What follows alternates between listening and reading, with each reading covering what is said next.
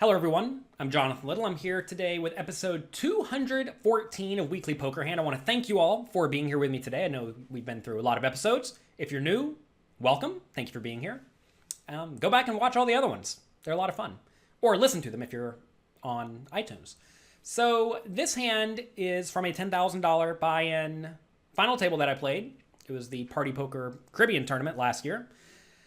And here we're playing when everyone folds to me in the cutoff. So I get King 8 offsuit and decide to raise. This is actually an interesting spot because I was one of the bigger stacks. Directly to my left was Sam Greenwood, a very good player who I believe had about as many chips as me, maybe a little bit less.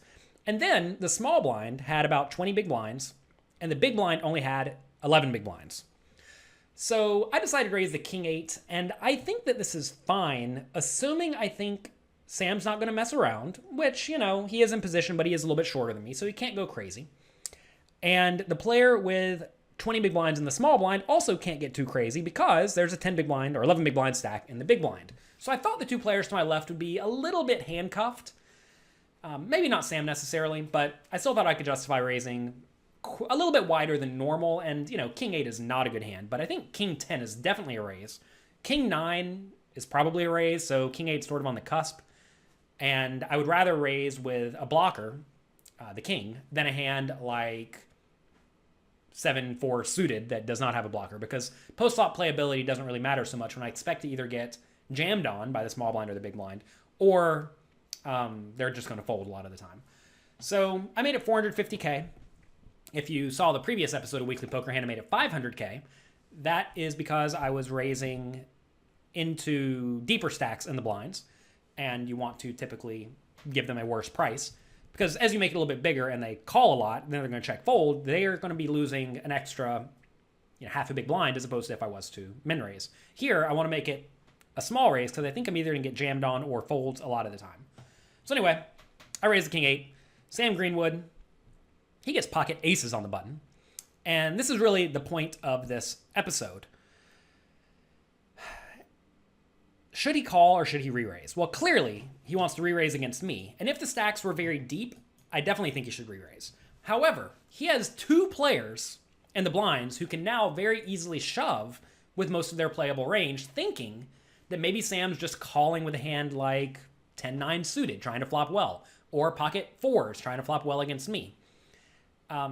This is a really, really nice spot to call, because also notice if I have a good hand, and one of the players in the blinds shoves, well, now I'm going to call. I'm going to put in, their 20 or 10 big blind stacks.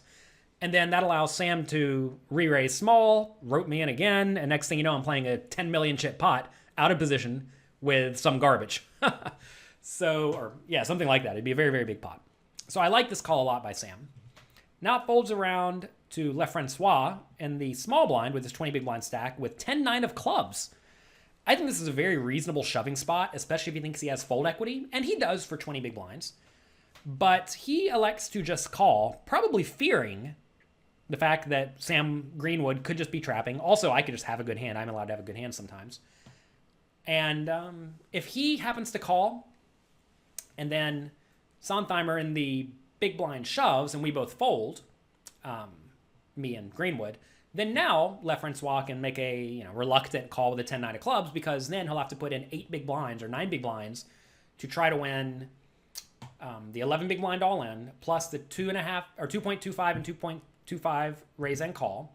So that is 11, 12, 13, 14, 15 big blinds, plus the extra big blind ante. That's like 16 big blinds. So he has to put in 9 to win a total of 25.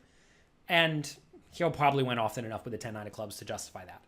So I like calling in his spot. I also do think shoving is reasonable if he thinks that Greenwood is not capable of trapping, but clearly here, Greenwood has aces. So not quite a good spot. Gets around to the big blind. He has king, queen, offsuit. And I think it's a pretty easy all-in as well. Now, in his shoes, if he shoves and 2 of the 3 players fold, think about what he's looking at, right? Now he has to put in 11 big blinds. And if he gets called, the pot's going to be the 11 plus the call, that's 22, plus about 5 dead big blinds. So He's putting in 11 to potentially win 27. So he needs to win. Needs to have about 40% equity as well. And he will. Now, of course, I understand their payout jumps. He needs to be a little bit more than that because you don't want to be the next one broke because he loses the future potential to win any chips. But I definitely think this is a spot where he needs to shove. And that is what he does.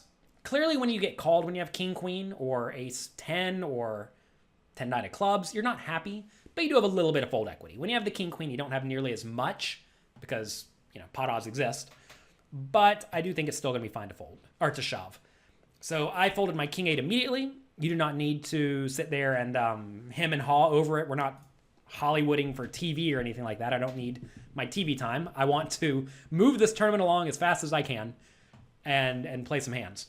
So Greenwood thinks for a while, re-raises all in, which I don't think it matters if he re-raises or calls here because LeFrancois in the small blind only has 20 big blinds, so clearly if you put in 10, you're never folding. So I like the shove, and he's going to get it in against the king-queen. So notice, though, that if I raise and then Greenwood 3-bet me, now the 10-9 suited folds, the king-queen folds, and I fold. And then Greenwood wins almost no money. As played, though, now he gets it all in for 10 big blinds, sometimes for 20 when the big blind or small blind shoves. And even if it does go raise, call, he's going to be in position with aces. A lot of people think, oh man, I really don't want to be seeing the flop 3 or 4 ways with only pocket aces because maybe you're going to get outdrawn. You have to realize sometimes you are going to get outdrawn. That is A-okay. You're not always going to win, and that's something you must accept. However, Sam Greenwood's trying to maximize his equity, and that means you have to take some risks. A lot of people ask me on a very regular basis, I seem to get deep in tournaments, but I never have a lot of chips. Why is that? It's because you're probably playing too tightly, and because you're playing too tightly, you're not maximizing your value with your very good hands. Greenwood here clearly got full value because if he played it any other way, by 3-betting primarily, it's just going to go fold, and he wins nothing.